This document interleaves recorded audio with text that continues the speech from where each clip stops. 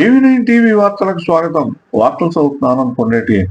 ఆషాఢ మాసం పురస్కరించుకుని పెంటపాడు మండలం చింతపల్లి గ్రామంలో కొలువై ఉన్న గ్రామదేవత శ్రీ శ్రీ శ్రీ చింతాలమ్మ అమ్మవారికి గ్రామస్తులు ఆదివారం సారెను సమర్పించారు.